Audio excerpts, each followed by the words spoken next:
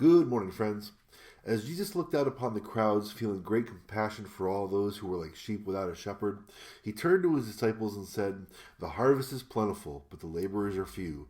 Therefore, pray earnestly to the Lord of the harvest to send out laborers into his harvest." Now, we have stressed the fact that the Lord is the Lord of the harvest, meaning he is the master, the one who is sovereign over the harvest, and gladly, we are not. People are used by God to bring in the harvest, but those people are not the cause of the harvest. God is the one that brings and causes that harvest to happen. But Jesus tells us to do one thing so that there would be people to bring in the harvest. He says, pray. Pray to the Lord of the harvest to send out laborers into his harvest. And this is crucial because, as we've already emphasized, we must look to the Lord to provide all things.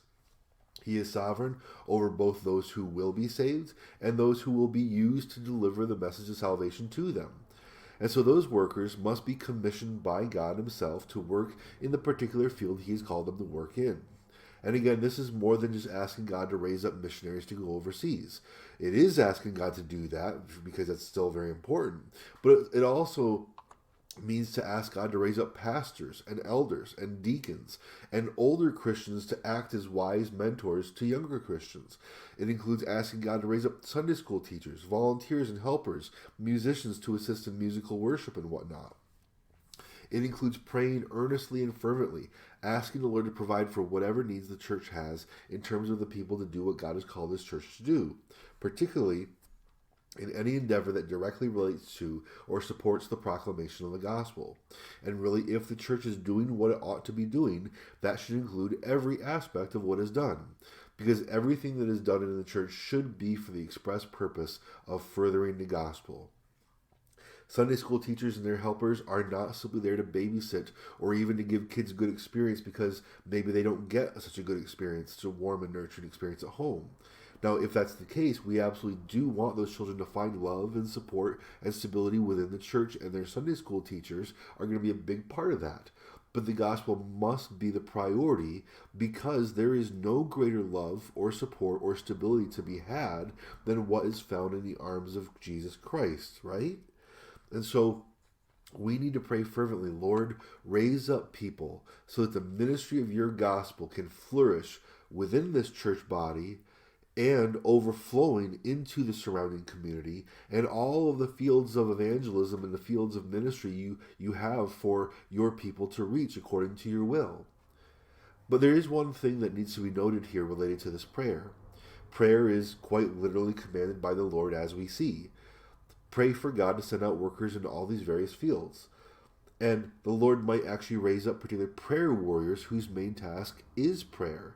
And prayer ends up being how these folks fulfill the calling to which the Lord has called them. But here's the thing with this. When you pray for God to raise up workers to go out, don't be surprised if he calls you to be one of those workers to go out into a particular field.